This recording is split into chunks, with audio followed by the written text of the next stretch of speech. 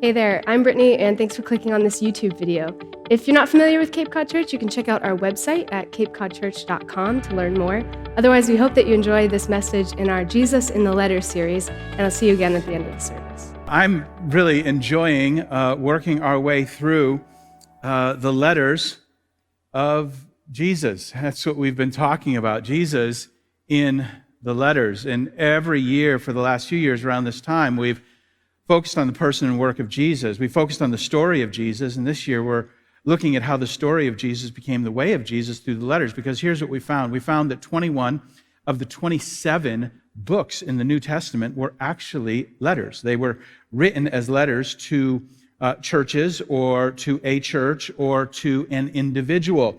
And we've been working our way through them, kind of along the way, gaining this biblical familiarity, this kind of historical place of where this all fit in that first 50, 60, 70, 80 years after the death, burial, and resurrection of Jesus Christ. So what that meant was that we started working our way through the Pauline letters, through Paul's epistles, and we worked our way through books like Galatians, and then we coupled together 1st and 2nd Thessalonians and 1st and 2nd Corinthians, and we hit the pastoral epistles and the prison epistles, and we're saving Romans for Easter, but we're going to come back there. And then we worked our way last weekend through Jesus' brothers. Jesus had brothers, and they wrote about it, and we talked about Jesus' brothers. And this weekend, we come to a very familiar character, Peter. We come to Peter's letters, Peter's epistles, or as it's often referred to, the Petrine epistles.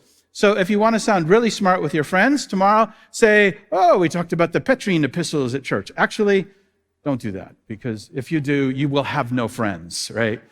So Peter is very, very familiar to us because Peter appears all through the gospel stories. I mean, he's everywhere because he is one of that inner circle of disciples who Jesus would ultimately give much authority and much responsibility to. But it didn't start out that way, because it started out by the fishing docks where he was fishing, and Jesus comes beside him and calls him to follow him. And you'll remember some of those highlights. You'll remember it was Peter who jumped out of the boat and says, hey, if it's you, I'll walk on water. And he walks on water until he doesn't, and that's a whole better story. And he goes up to the top of the mountain with Peter, James, and John and Jesus, and he's at the moment of the transfiguration of Jesus. I mean, all of these beautiful, beautiful stories. He vows his everlasting devotion to Jesus right on the eve of his crucifixion. And when Jesus is captured, it's Peter who pulls out his sword and swings it at the high priest's servant's ear and slices off the ear, which Jesus then has to heal. I mean, it was a high point. He was keeping his word until the next day when he didn't. And Jesus is put on trial. And Peter famously denies him. And then we don't see Peter. Jesus sees Peter, Peter sees Jesus, and Peter realizes what he's done. And Peter is done. He's gone. He's not at the resurrection. He's not at the crucifixion. He's not there in the crowd. He's not at the resurrection. He's just gone. Until Jesus says, hey, go get Peter. And Jesus meets Peter with unbelievable grace. And he restores him. And it would be Peter who just days later would stand up on the day of Pentecost, the first day of the empowering of the church, and he would deliver this soaring message in which thousands and thousands of people would turn to Christ and ignite the work of the early church in Jerusalem. And from there, of course, it spread. We've been reading about that spread, how Paul and the church, through persecution, was dispersed, and they fled out of the city. And then Paul started going north into Asia Minor and over into Greece and ultimately into Rome. They were tracking the Roman roads in the famous ports of the day. And everywhere they went, they were telling the story of Jesus, and it became the way of Jesus. And we've been reading about that in the letters. And now it's Peter's turn. We know his story because it's in the Gospels. In fact, one of the Gospels, the Gospel of Mark, is in all likelihood Peter's Gospel. It was written by John Mark, but John Mark wasn't there. It seems that John Mark got his telling of the story from Peter. And Peter's story is all over the book of Acts, the history of the early church. But now, we think it's probably in the 60s, 30 or so years after the death and resurrection of Jesus. And Peter sits down to lend his senior apostolic authority to a book. 1 Peter, and then 2 Peter. In some ways, it's a last will and testament. It's him declaring, don't give up. He's leveraging his influence to affirm the authority of the Apostle Paul, who people were questioning. Peter is saying, no, this man is God's man. And he doubles down on many of the things that Paul was saying. But if you could sum up 1 Peter and 2 Peter, you might say that Peter was offering a lesson in resiliency. He was saying, listen, to all of you who have fled from Jerusalem, who have left Israel, and are living all around the world as the dispersed, don't give up. You see, they were enduring persecution. Oh, it wasn't the persecution of Rome and of Nero. It wasn't the persecution of being burned at the stake or thrown to the lions. It was the persecution of not fitting in. It was the persecution of living a countercultural life, and the religious and the cultural dictates of the day were opposite of how they were living, and they were being pressured by the Roman government and the Jewish cultural leadership to get in line. And if you can't get in line, get in jail or get out of the way. But you don't fit here. And into that, Peter writes this letter as if to say, don't give in. And to do that, he gives encouragement from two lessons. Here's an easy way to remember. He gives a lesson from exile and a lesson from eschatology. Those words might not mean a lot, but by the time we're done, I think I can put them in perspective. Here's where he starts. He gives a lesson from exile to those who are no longer in the land they're familiar with. They've been exiled. And the lesson from exile is this. This here, these people, this culture, this stuff, these issues, this is not your fight. Let me read to you what that looks like. From 1 Peter chapter 1, we pick it up. I'm reading today out of the NIV. I felt like after reading it just in about every translation that we normally use here, that this is the one that got it is clear and is understandable at the same time. So you can follow along with me. Here's what he says. Starting in verse 17, he says, since you call on a father, so he's using this father imagery, who judges each person's work impartially, live out your time as foreigners. So here he begins to introduce the idea of exile. Like this is not your country. These are not your people. This is not your place. You may be a part of this place. You may find ways you fit in, but make no mistake, you have a different king and a different kingdom that you live for. Live out your time as foreigners in reverent fear. You have a different family, a different king, a different kingdom. You have a different loyalty. He's talking about the fact that because they were followers of Christ, they would never fit in perfectly. We should remember that. Separate sermon, but we should remember that.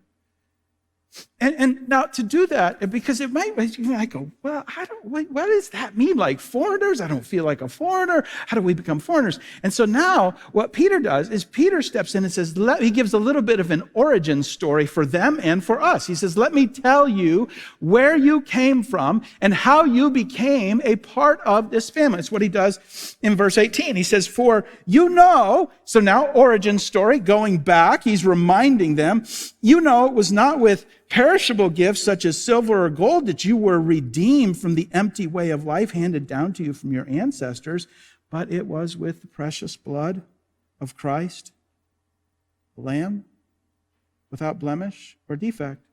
He says, listen, you know that you were redeemed, you were bought, you were brought into this family by, and he uses the imagery of the blood. He says through the blood, literally Jesus' death, his sacrifice on the cross. Because of what Jesus did on the cross, you were brought into this family. It calls him a spotless lamb. And for a Jewish audience, they would have immediately known what he was talking about. He was bringing them back to the imagery of the Old Testament when God led Israel out of bondage in Egypt, and they would sacrifice at that first Passover a spotless lamb, and that lamb became the symbol of God's deliverance. And now he's saying all of that was just a picture of what God has done in your life through Jesus Christ. You were literally bought. You were redeemed. You were brought into the family by what Jesus Christ did on the cross. And until you fully begin to kind of grasp this idea of redemption and what happened to you at that moment that you embraced Christ, like something in you spiritually was transformed and was forever different. You were bought. He like reached into the world and saw something in you and brought that out of you. Let me illustrate this way. Mark McSherry, who's our executive director, he leads our staff and he oversees our finances and just about everything. He's kind of my right hand in a lot of ways. Mark's been with us a lot of years. Before he was here, he was president of a technology company. And I remember meeting Mark and knowing he had been the president of this tech company, and we got to be friends and we were spending quite a bit of time together. And then he mystified me because he defies boxes because he loves to go shopping at yard sales. He's like the king of yard sales. And if there's not a yard sale, like he'll go to that building at the dump where he'll just like go like looking for stuff. I'm like, dude, why? We give him a hard time about it. Like, really, like Salvation Army is his idea of splurging. I'm not making this up, folks. A couple of years ago for Christmas at our staff Christmas party, somebody gave him a stack of $1 bills he could spend at yard sales. That was his gift for Christmas. I mean, he loves this stuff. I'm like, I don't get it. But every once in a while, he'll come in and go, oh, get this, watch this, right? And like he came in, he told me, he said, oh yeah, I was at a yard sale and I saw a hammer. It's awesome. Come in my basement. I got a few. It's like, I saw a hammer. It was like rusty and dirty. And it was like an estate sale. He said, I bought it for $3. He may not have said it just like that. I might be exaggerating. He brings it home and like he cleans it up and he washes it and he shines it and he does all that stuff and he puts it on eBay and he sells it for $268. I'm like, please come to my basement. I have stuff, right? So what he did is he went in and he saw something that everybody else had overlooked. And this is what it's saying. He redeemed it. He went and he saw the value in that thing and he brought it home and he cleaned it up. And he did all the work to bring the value that was already in it out. And this is what the Bible is saying. Like God redeemed us. He reached into a world that was full of broken, dirty, rusty stuff. And he saw in us the value and he bought us for himself so that he could clean us up through the gift of the sacrifice of his son, Jesus Christ, and redeemed us to bring out an infinite value. And what Peter is saying is you are redeemed. You have become a part of his family. It is so beautiful. And he's not finished because then he says, verse 20, he was chosen before the creation of the world, but was revealed in these last times for your sake. He's talking about Jesus. Through him, you believe in God who raised him from the dead and glorified him. And so, because you're foreigners, because you were born into this new family, so your faith and hope are in God. So he says, watch what he's doing here. He's going to bring this all the way around to resiliency and how to survive in a world where you don't entirely fit. He brings it all the way around. He said, so your faith and hope are in God. You see, the source of most of the anger and most of the anxiety in our life is when we're trusting in plans and people. And plans and people inevitably let you down. And you're putting all of your faith and all of your hope in your plan. Your plan might be something called a 401k, or your plan might be a succession plan, or your plan might be your kid, or your plan might be your parents, or your plan might be a friend or this person. You had a plan, you had a person, and you put all of your eggs in that basket, and your hope was in them, and they let you down. And Peter is saying, listen, love people, trust in God. Like put your faith, your hope, your ultimate resting hope in him, because he is the one who has redeemed you, who has bought you back, who has brought out this infinite value in you. Trust in him. Now, I know you're thinking, okay, Ben, I've been trying that, and it's not working. Like, when do we start winning? Because it doesn't feel like winning. Like right now, this doesn't feel like, it doesn't feel like when does the tide turn? When does God come through? And I think that's where this second lesson, and we move all the way into 2 Peter, because in 2 Peter, there's this moment where he begins to speak about a lesson from eschatology. Eschatology is kind of the doctrine or the teaching of future things. And so Peter is going to talk into the future, and here's what he's going to say. Just like he said, this is not your fight, he's going to say this right here, this place, this time, this is not your finish line. Let me show you what I mean. 2 Peter chapter 3, we're going to pick up in verse 3. 2 Peter chapter 3, verse 3. It says, above all, you must understand that in the last day, scoffers will come scoffing. I love that phrase. Scoffer, scoff. Anybody know a scoffer? I know a couple scoffers. Silly, dumb. Scoffers. That's what scoffers do. They just scoff. They scoff. Scoff. Right? They don't have any answers. They just scoff. Like as if scoffing were a spiritual gift. Like, oh, you're awesome. You scoff all the time. Can I hang around you some more?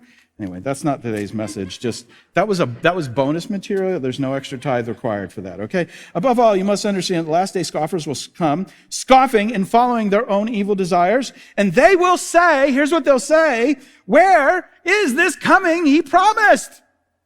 When?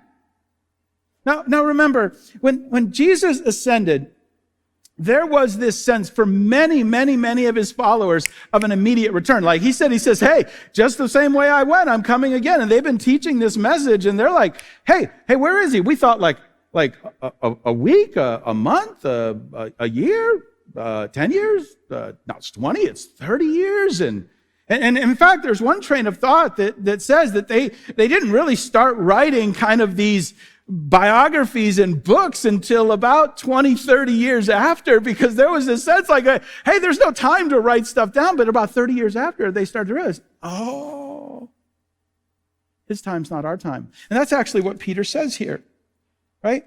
So the Lord, verse 9, is not slow in keeping his promises. Some understand slowness. Instead, he is patient with you, not wanting anyone to perish, but everyone to come to repentance. In other words, God is at work because he is patient and long-suffering, and he wants everyone to have a chance. Verse 10, but the day of the Lord will come like a thief. The heavens will disappear with a roar. The elements will be destroyed by fire, and the earth, everything in it, everything done in it, will be laid bare. You should just hold your finger in that little place there. Everything done in it will be laid bare. So Peter is speaking eschatologically.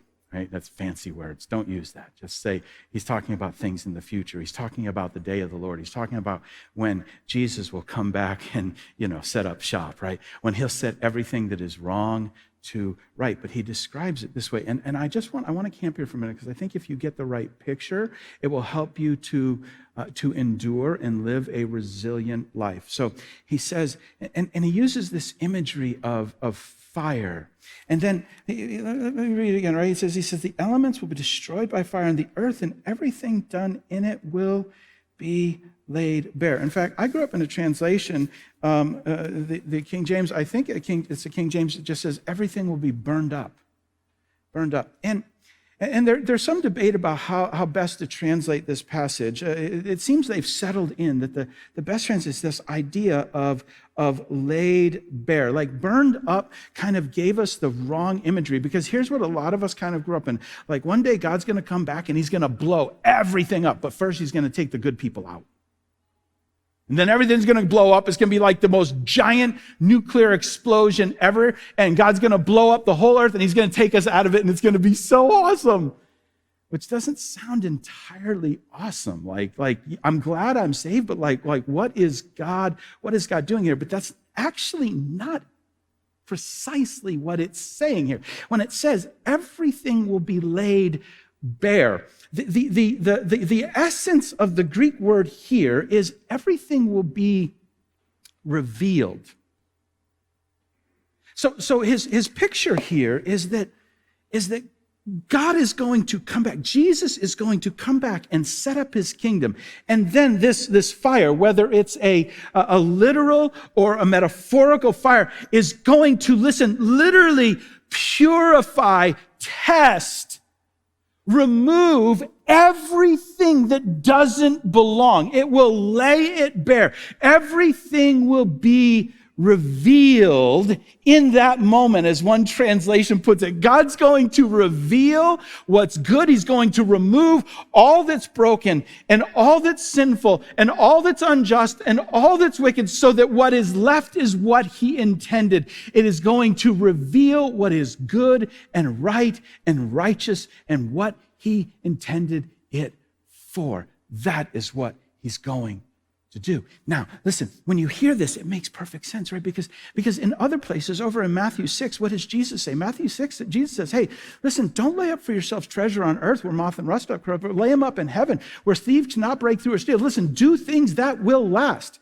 And over in 1 Corinthians, in fact, let me read to you 1 Corinthians, because I think I'm jumping ahead. Sound booth, just hang with me, all right? 1 Corinthians chapter 3, verse 12, anyone builds on this foundation using gold, silver, costly stones, wood, hay, or stubble, their work will be shown for what it is, because the day of the Lord will bring it to light. It will be revealed by fire. And then what does it say? And the fire will test the quality of each person's work. If what has been built survives, the builder will receive reward. If it is burned up, the builder will suffer loss, yet will be saved, even though it's only one escaping through the flames. In other words, listen, how we live our lives and what we live our lives for, that at that time, at that purifying, that he's going to, that purifying will burn up everything that doesn't belong.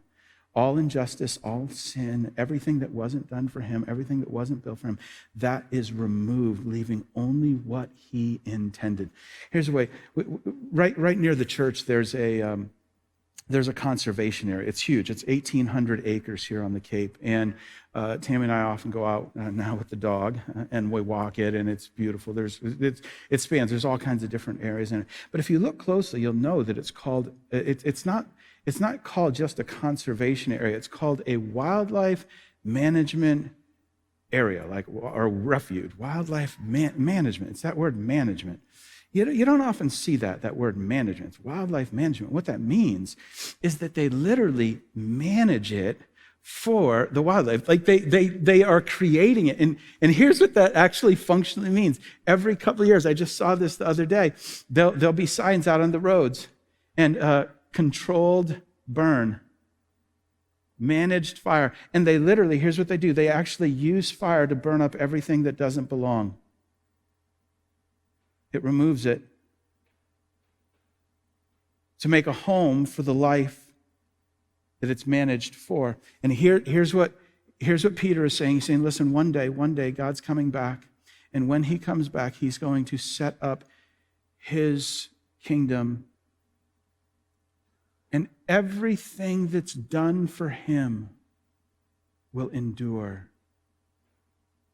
Every life that's lived for him will endure. Everything that is built for him will endure. You see, our job is not to burn stuff up. Our job is to build stuff that doesn't burn. Let me just say that again. Our job is not to blow the place up. Our job is not to burn the place up. Our job is literally to build into this world things that will not burn up, things for his kingdom, things that will endure. That's what it's talking about in Matthew 6 when Jesus is speaking on the Sermon on the Mount, and he's talking about laying up for yourself treasures in heaven. That's what it's talking about in 1 Corinthians chapter 6 when it says that our works will be tested and what's done for him will endure. That's what he's talking about. He's talking about what we do and how we live, the things we build. And listen, here's what endures. People endure. Life endures. This is why last November, as a church, we talked about giving life. Remember that? Give life. And we defined that. We said we give life both physically and spiritually. This is why Jesus said, if you give a cup of cold water in my name, it's like you've done it unto me. That endures. That's something that's good. It's like when you serve, when you bring life into this person. And this is why as a church, we celebrate these things. We celebrate these things and we invest ourselves and we pour ourselves into it because we want to bring life back to people who are struggling. It's why we stop in the middle of our worship service and Brittany comes out and we said, listen, we know some of you came here today and life is just a broken mess and you could barely get here. You could barely turn on the computer. And we prayed for you because we know life is broken and it's busted and sometimes we can barely get through. It's why we invest in places like the Emerson House. It's why we're serving kids meals every weekend because it's hard to find the love of God when you're hungry and everybody around you is eating. It's why we invest so much of our time in this. And it's also why we're not done there because we don't just think it's physical life because what good does it profit a person if he has all the physical attributes in the world but they don't have eternal life? So we want to declare the gospel. That's why we're investing. One of our largest partners taking the gospel to Chad, right? To people who've never heard the gospel of Jesus Christ. We're like pouring ourselves into thousands and thousands and thousands of dollars every year because people deserve to hear the message of the gospel of Jesus Christ. And that's why we celebrate that stuff, folks. That's what we're made for, right? It's why we celebrate that last weekend, 5 people accepted Jesus Christ in our services. We celebrate that stuff. Yeah. Man. I tell you what, and the weekend before, 3 other people. We should clap for that too. Like, man, listen, is there anything we do that matters as much as that? No, there's nothing. Don't lose sight of this because listen, when he comes back in that fire, whether it's literal or figurative, it burns everything up. Here's what will last. What's done for him, what's done for king and kingdom, what gives life. Do you see what Peter is saying here? He's saying, listen, I know you don't fit. Let me explain that to you. I know sometimes you're just struggling to get through. Let me explain this to you. You don't fit because you don't fit. This here, this ain't your fight. And this, it ain't your finish line. You thought this was your fight and you thought you were losing because this is your finish line. This isn't your finish line. You're not done. Listen, one day he's going to come back. And you're building now for the kingdom. You're pouring yourself into stuff and you're not going to see the ultimate reward. You're not going to know everything that God did. You're not going to know the full impact of your investment in his kingdom until one day, he comes back. And in the day of the Lord, everything will be purified. And what doesn't belong will be taken away. And he will return us to exactly what he created us for. So don't give up. This is not your fight. This is not your finish line. Would you bow with me? Our heads are bowed and our eyes are closed. Goodness, I don't know what you're going through, but I know somebody's going through it because we're all. It seems like week to week, you can just change that fast. You can be all good today, and then Monday something happens, and it just goes south. Or maybe your Monday was last Monday. But I just want to pause to say, this world, this here, this place, this is not your fight. Your king, your kingdom, another place, another people. Oh, that doesn't mean you can't enjoy this stuff, but listen. Don't place your faith and hope in this place and these people. It's not that they're bad people, and it's not that you got a bad plan. It's just that your faith and hope should be reserved for the one who redeemed you.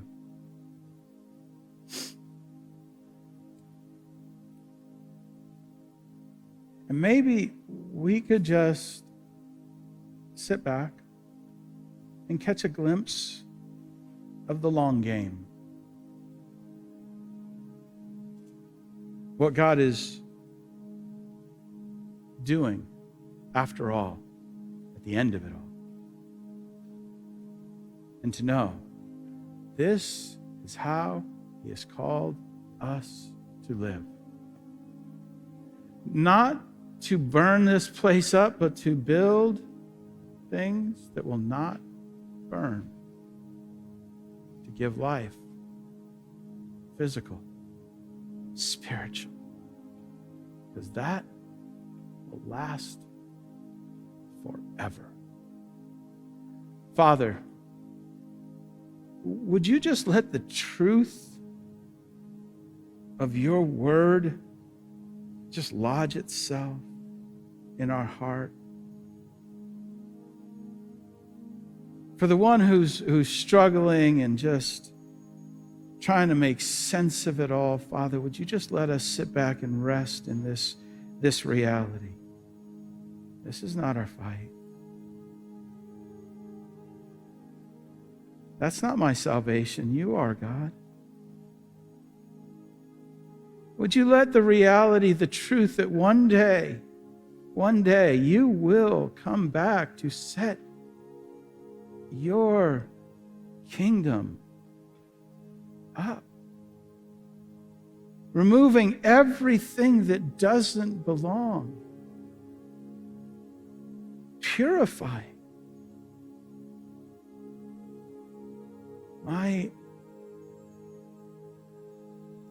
We simply sit here today and breathe in deeply the truth that one day, your day, that's the finish line. Give us hope and strength to live in this world as foreigners, redeemed by Jesus Christ. We pray this in your precious name. Amen. Thanks for joining us today. If you made a faith decision today, or you'd just like someone to pray with you, send us an email to office@capecodchurch.com, and a member of our team will follow up with you personally. Also, if you'd like to give to support the mission of Cape Cod Church, you can do that easily on our website, capecodchurch.com, by clicking the Give button. And one more thing, since you stayed all the way to the end. If you thought of a friend today who could benefit from this message, we hope that you'll share it with them. You can do that easily by social media, email, or via text. Thanks again for joining us, and we'll see you soon.